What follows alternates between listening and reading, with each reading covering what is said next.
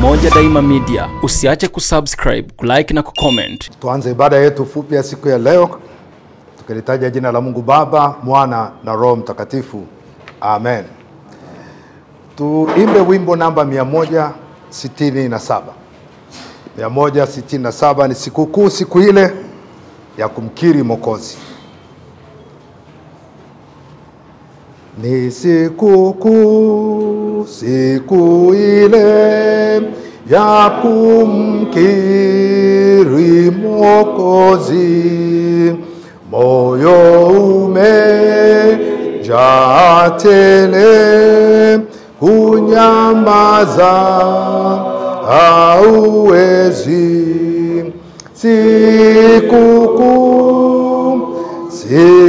sikukuu ya kuoshwa dhambi zangu kuu. Ukeshana kuomba tu, ananiongoza miguu. Sikukuu, sikukuu ya kuoshwa dhambi zangu kuu. Tumekwisha kupatana mwili wake, yeye wangu, na sasa nitamwona nikiri neno la Mungu. Sikukuu, sikukuu ya kuoshwa dhambi zangu kuu. Ukeshana kuomba tu, ananiongoza miguu. Sikukuu ya kuoshwa dhambi zangu kuu. Ukurasa wa 350. Bwana, unifumbue midomo yangu na kinywa changu kitanena sifa zako.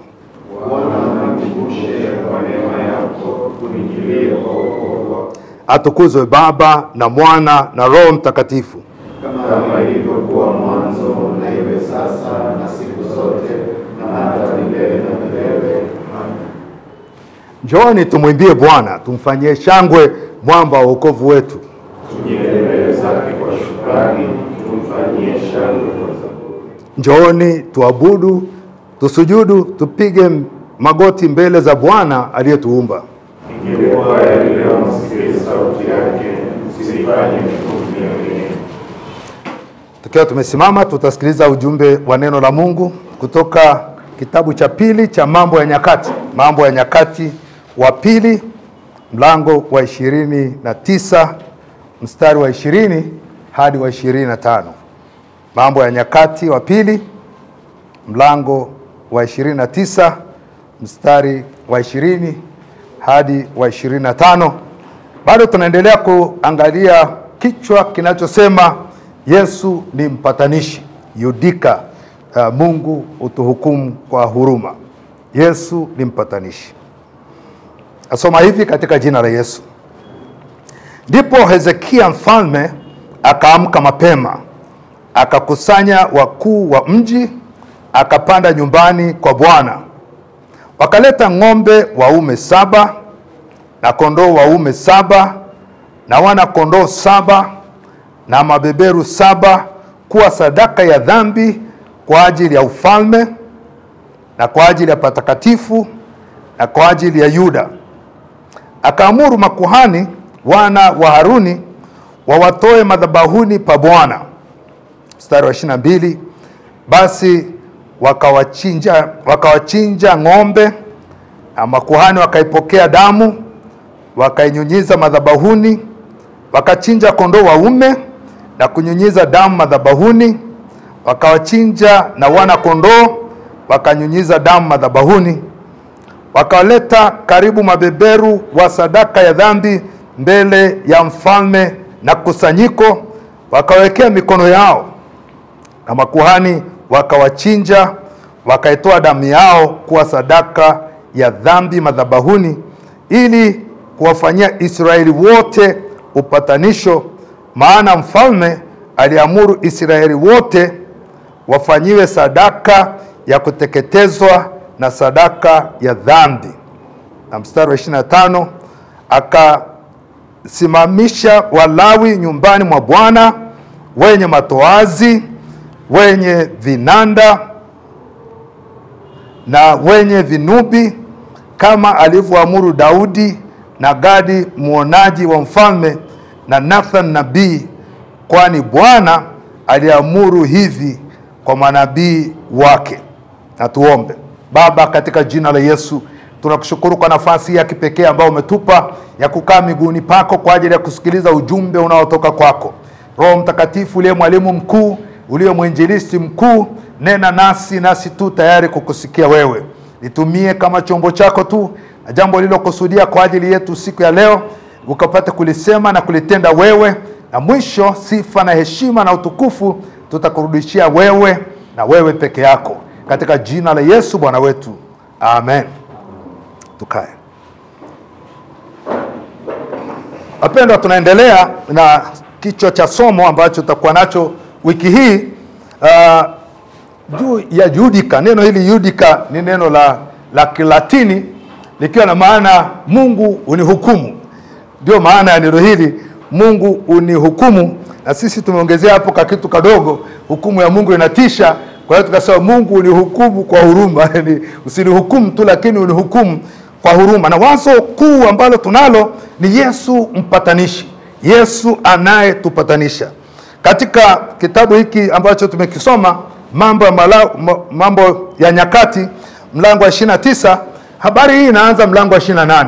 Sasa hatuna muda wa kusoma hapo, lakini mlango wa 28 unataja, na nakuomba kama ukipata nafasi, hebu nenda kasome mlango wote wa 28 ili ujue kwa nini tunakuja kwenye mlango wa 29 na hasa haka kasehemu ka mwisho. Mlango wa 28, kulikuwa na mfalme alikuwa anaitwa Ahazi. Ahazi alitawala kwa miaka 16 ya utawala wake, na huyo Ahazi alikuwa ni mtu muasi, mtu aliyekwenda kinyume na Mungu, mtu aliyehakikisha ya kwamba mambo yote ya Mungu Yehova yanaondolewa katika Israeli, yanaondolewa katika Yuda. Huyu Ahazi alitengeneza miungu, akatengeneza miungu yake, akaanza kuiabudu. Akatafuta miungu ya wageni, akaanza kuabudu ile miungu ya wageni. Na hilo unaweza kuona kama ni jambo dogo tu. Akatoa sadaka kwa hii miungu mingine. Huyu mtu ambaye alitegemewa amwabudu Mungu wa kweli, waongoze watu katika kumwabudu Mungu wa kweli, akawapeleka katika miungu mingine.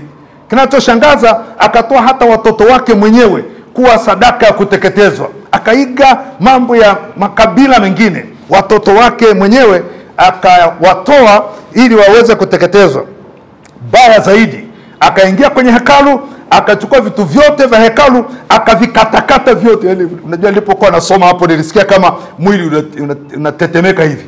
Akavikatakata vyote, akatupa, na kisha akafunga lile hekalu.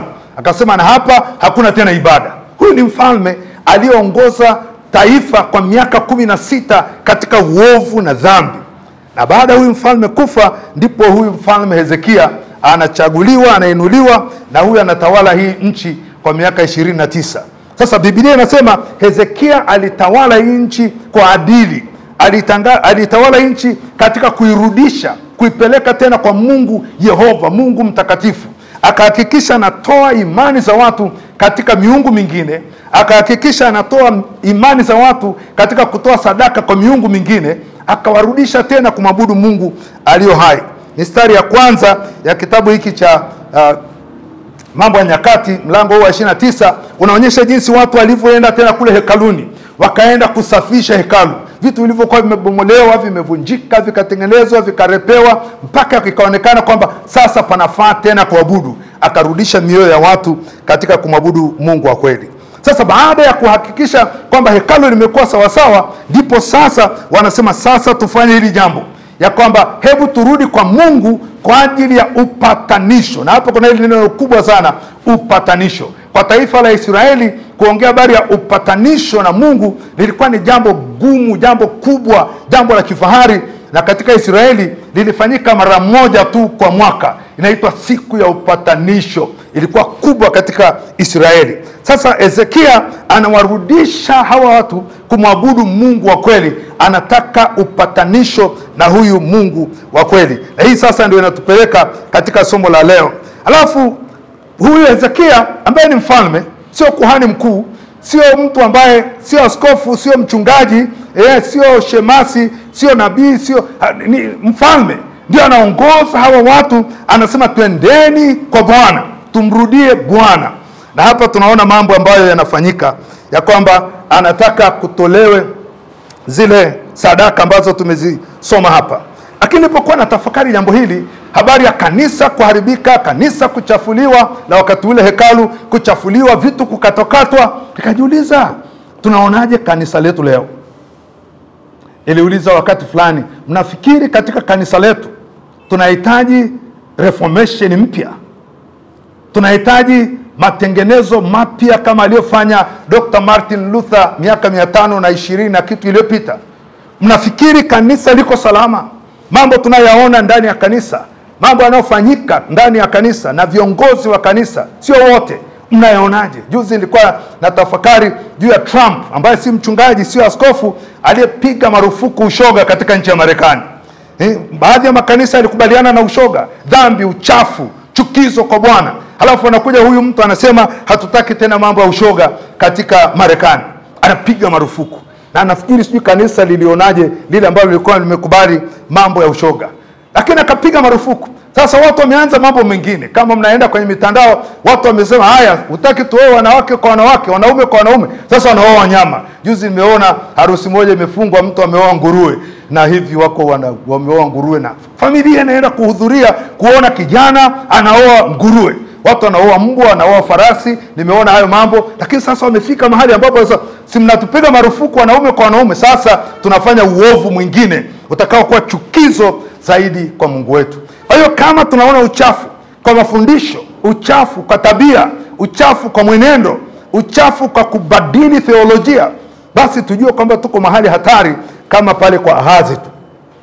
Katika Zaburi ya 14 mstari wa 1 na wa 2, lakini mstari wa 2 zaidi anasema Mungu alikuwa mbinguni akachungulia ili aone huku duniani kama kuna mtu yoyote mwenye akili.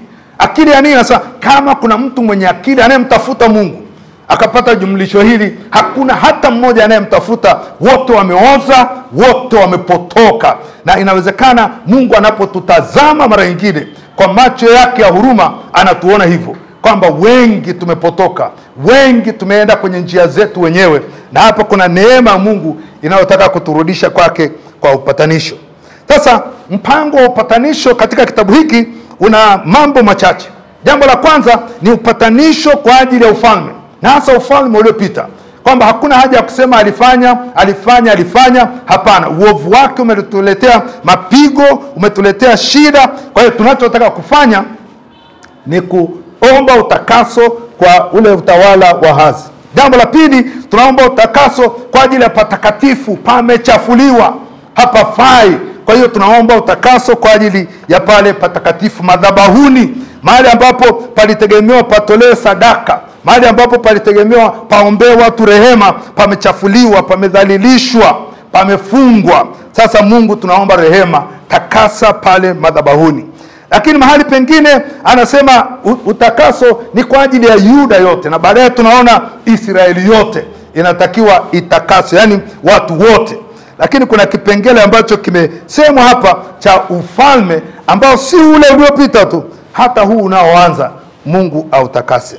Nataka nikaze mambo matatu tu katika ujumbe wa leo kwa habari ya mambo yaliyofanyika. Jambo la kwanza, damu ilinyunyizwa madhabahuni. Hawa aliyosema ng'ombe 7, kondoo 7, wana kondoo 7, mabeberu 7, wote walichinjwa na damu ikanyunyizwa madhabahuni. damu ikanyunyizwa madhabahuni. Unajua wapendwa, tunapofikiri habari ya kifo cha Yesu Kristo kilichotokea zaidi ya miaka 2000 iliyopita, tunaiona hii damu ya Yesu Kristo iliyomwagika kwa ajili ya upatanisho wetu. Tulikuwa adui na Mungu, tulikuwa tumekufa, tulikuwa tumekwenda mbali na Mungu, tulikuwa si taifa. Halafu Mungu anakubali kufanyika mwili, anakaa kwetu na anakwenda pale msalabani kufa kwa ajili yetu. Alikufa kwa ajili yako, alikufa kwa ajili yangu, alikufa kwa ajili ya ulimwengu wote. Katika waraka wa kwanza Yohana mlango wa 2 mstari wa 2 anasema Yesu ndiye kipatanisho kwa dhambi zetu, wala si zetu tu, bali dhambi za ulimwengu wote. Tunapatanishwa tena na Mungu kwa sababu ya damu ya Yesu Kristo. Na hakufa kwa ajili ya kanisa la Kilutheri, kanisa la Kikristo. Alikufa kwa ajili ya makabila yote, mataifa yote, nchi zote. Alikufa kwa ajili ya watu wote. Kwa maana jinsi hii Mungu aliupenda ulimwengu hata akamtoa mwanawe pekee, ili kila muaminie, kila muaminie asipotee, bali awe na uzima wa milele. Jambo la pili ambalo tunaliona katika somo hili ni watu kuweka mikono juu ya yule mnyama. Hili ni jambo la msingi sana la kukumbuka. Watu waliletewa yale mabeberu, mfalme na kusanyiko lote, wakaweka mikono yao juu ya yale mabeberu kabla hayajachinjwa. Maana yake walisema, beberu, chukua dhambi zetu zote, chukua uovu wetu wote, chukua kila kosa tulilofanya, machukizo yote, beba beberu. Halafu ukishabeba dhambi zetu, basi nenda kachinjwe, damu yako imwagike. Kwa hiyo mabeberu yanachinjwa badala ya taifa la Yuda, yanachinjwa badala ya taifa la Israeli. Limebeba dhambi zote, wanakwenda kuchinjwa. Na hapa tunamwona Yesu Kristo ambaye anatwikwa dhambi zetu zote. Isaya 53 mstari wa 5 anasema Mungu alimtwisha yeye dhambi zetu zote, uovu wetu wote, akamtwisha Yesu. Yesu akawa dhambi. Na unakumbuka Yesu alipobeba dhambi zetu zote pale msalabani, hata Mungu aligeuza uso wake, akaondoka kumtazama Yesu, akaangalia mbali. Yesu akapiga kelele, Eloi Eloi lama sabachthani, Mungu wangu mbona umeniacha? Isaya alisema katika Isaya 59, dhambi zenu zimewatenga na Mungu wenu, wala hataki kusikia. Kwa Yesu kubeba dhambi zote, Mungu aligeuza uso wake, alibeba uovu wetu wote. Na kuna jambo la msingi hapa la kukumbuka.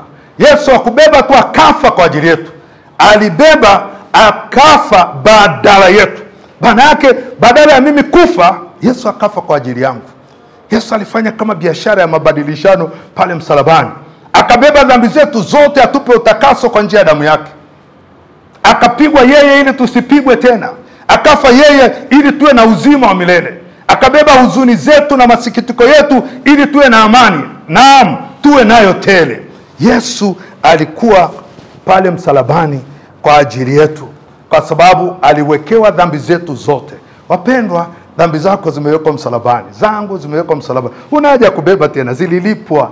Yesu alishalipa pale msalabani. Kubeba dhambi zako ni wewe kujitesa mwenyewe. Zilete msalabani, zipeleke kwa Yesu. Tubu dhambi zako, badilika, geuka.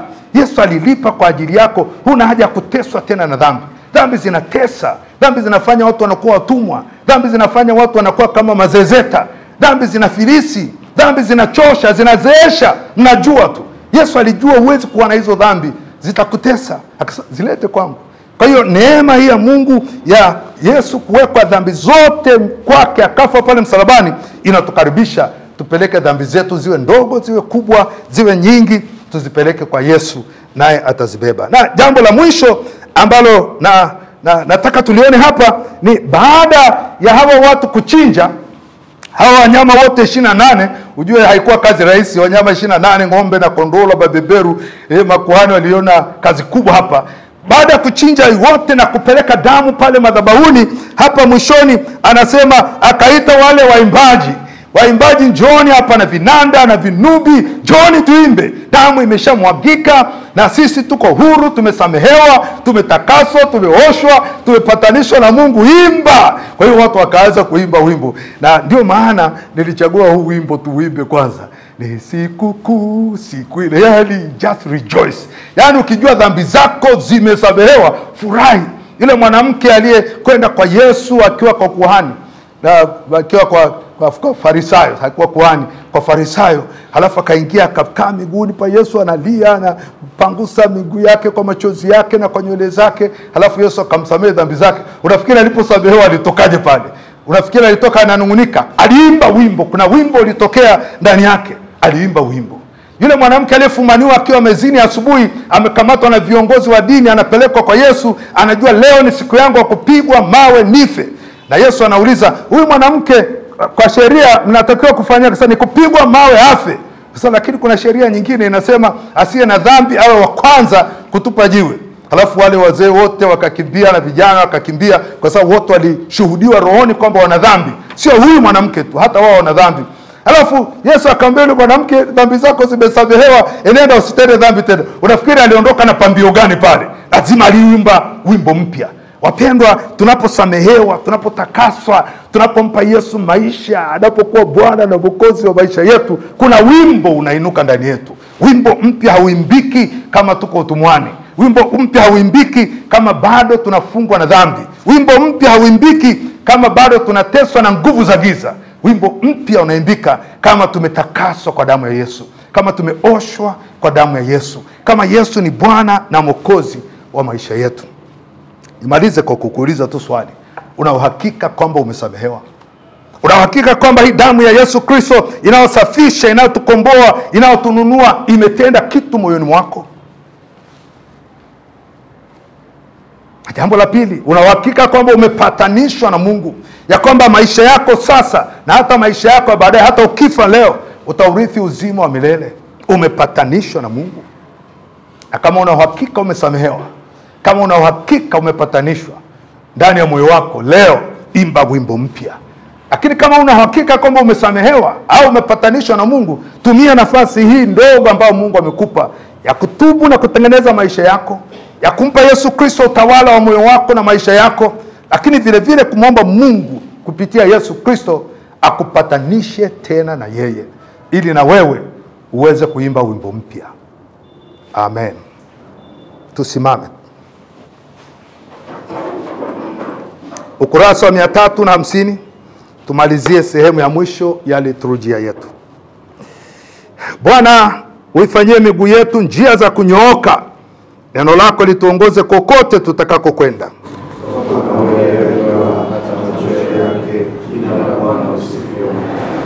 Mungu Baba, katika jina la Yesu, tunakushukuru kwa ujumbe wa kipekee ambao umetupa siku hii ya leo, habari ya kupatanishwa na wewe.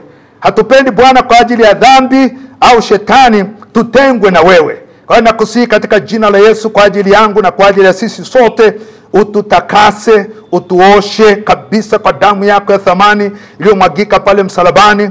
Tutakase dhambi zetu, tuondolee uchafu wote na udhalimu wote. Siku ya leo iwe siku ya kuimba wimbo mpya katika jina la Yesu. Tunapoanza kazi zetu na shughuli zetu siku hii ya leo, naomba Mungu uwe pamoja nasi. Tulinde, tutunze, tuhifadhi salama mikononi mwako. Tunaomba kwa ajili ya wengine wenye dhiki na shida, wagonjwa waguse na kuwaponya. Wenye misiba katika nyumba zao, wape faraja yako. Mungu, waliokosa amani, wape amani yako. Bwana, ninakusihi, gusa kila hitaji la mmoja wetu na utupe haja ya mioyo yetu katika jina la Yesu Kristo Bwana wetu. Amen. Baba yetu uliye mbinguni, jina lako litukuzwe, ufalme wako uje, mapenzi yako yatimizwe duniani kama yanavyotimizwa mbinguni. Utupe leo riziki zetu, samehe makosa yetu kama nasi tunavyosamehe tukosea, tutie majaribuni bali utakuwa na yule mwovu, kwani wako ni ufalme na nguvu na utukufu hata milele. Kinywa changu kitajazwa sifa zako. Pokea baraka ya Bwana. Bwana mwenyezi na mwenye huruma, Baba, Mwana na Roho Mtakatifu atubariki na kutulinda. Neema ya Bwana wetu Yesu Kristo na upendo wa Mungu na ushirika wa Roho Mtakatifu ukae nasi sote sasa na hata milele. Amen. Kae kwa sala ya kimya.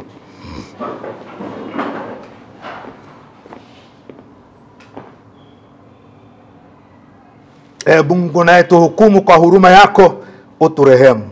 Katika jina la Yesu Kristo Bwana wetu. Amen. Umoja Daima Media, usiache kusubscribe, kulike na kucomment.